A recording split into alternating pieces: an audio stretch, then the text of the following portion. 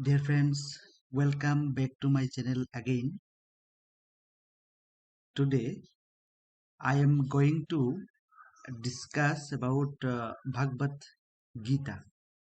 So I hope all of you enjoy uh, today's video. So let's start. So firstly, I will discuss about path of Karma Yoga. So let's start. Let's see what firstly said by Arjuna. Arjuna said, if you consider acquiring transcendental knowledge is better than working, then why do you want me to engage in this horrible war? Oh Krishna, he is asking to Krishna. And after that, what happened? You seem to confuse my mind by apparently conflicting words. Tell me decisively one thing by which I may attain the supreme, that is, I would like to say here, the Supreme Lord said, in this world, O Arjuna, a twofold path of spiritual discipline has been stated. As we know about that, twofold path of spiritual discipline are there. The path of self-knowledge, Jnana Yoga, for the contemplative, and the path of unselfish work, that is Seva Karma Yoga, for the active. One does not attain freedom from the bondage of karma by merely abstaining from work. No one attains perfection by merely giving up work, because no one can remain actionless even for a moment. Everyone is driven to action, helplessly indeed, by the forces of nature. The deluded ones who restrain their organs of action but mentally dwell upon the sense enjoyment are called hypocrites. So now the now one question will arise here: why one should serve others? People sometimes we see serve others. So why one should serve others?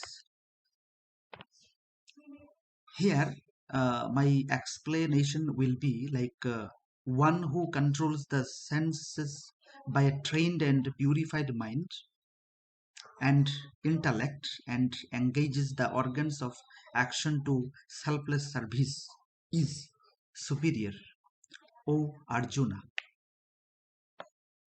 Now, perform your obligatory duty, because working is indeed better than sitting idle. We should not sit idly. It may hamper our body, our life, our all things. Even the maintenance of your body would be impossible without work. Human beings are bound by work that is not performed as a selfless service. Therefore, O Arjuna, becoming free from selfish attachment to the fruits of work, do your duty efficiently as a service to me. To help each other is the first commandment of the Creator. Now, let's talk about how to help each other and what are the benefits of that. Brahma, the Creator, in the beginning created human beings together with selfless service. This service, or we can say, seva, yajna, sacrifice. and said, by yajna you shall prosper, and yajna shall fulfill all your desires. Nourish the celestial controllers with selfish service, and they will nourish you, thus nourishing one another. You shall attain the supreme goal. The celestial controllers, nourished by selfless service, will give you the desired objects.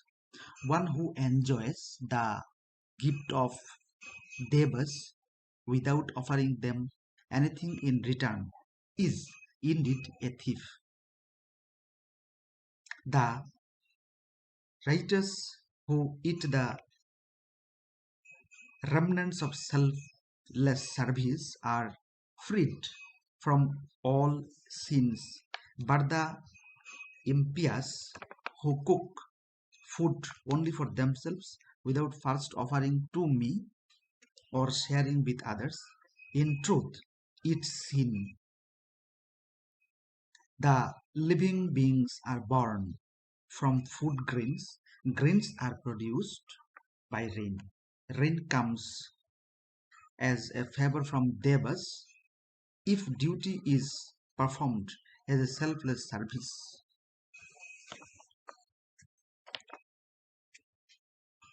Duty is prescribed in the Vedas.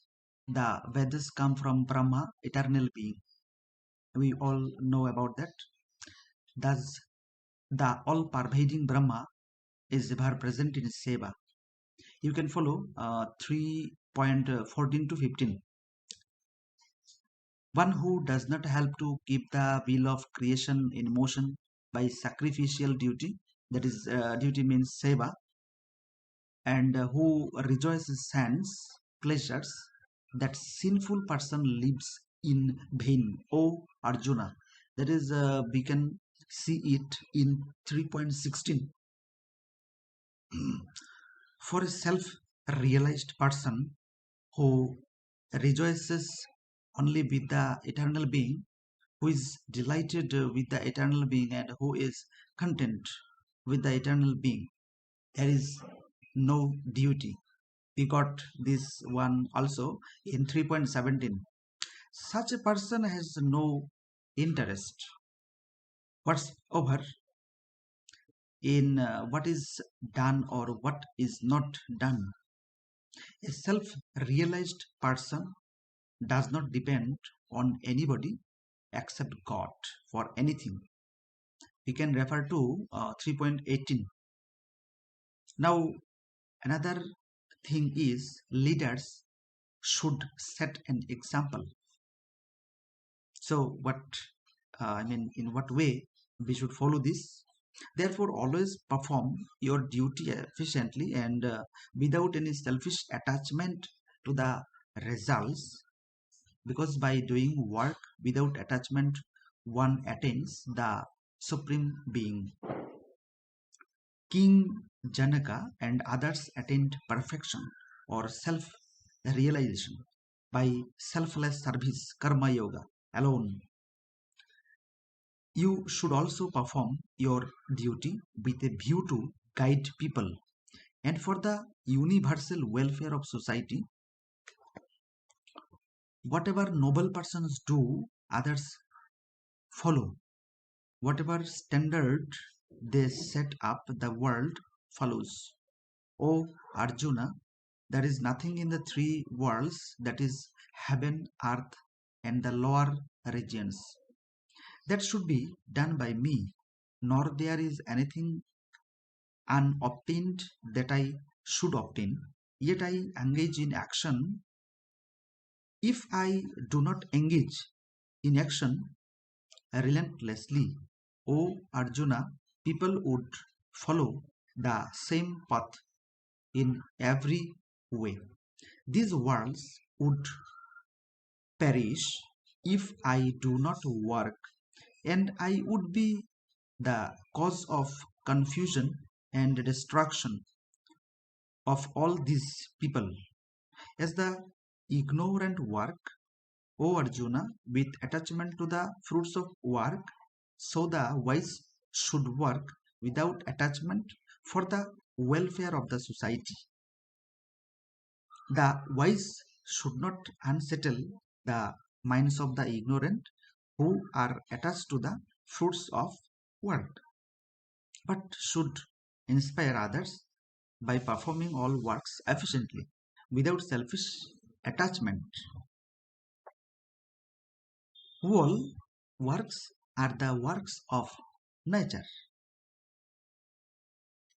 All work is done by the energy and power of nature, but due to delusion of ignorance, people assume themselves to be the doer.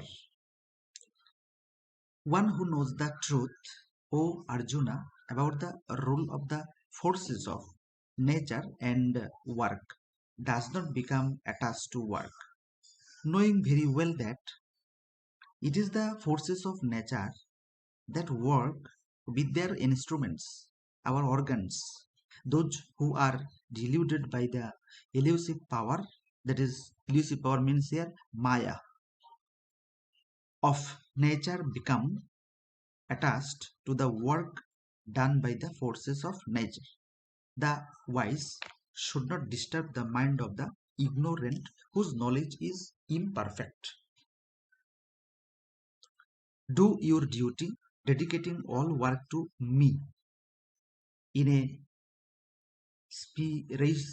in a spiritual frame of mind, free from desire, attachment, and mental grief. Those who always practice this teaching of mine with faith or full attention and sincerity and free from evil are freed from the bondage of karma.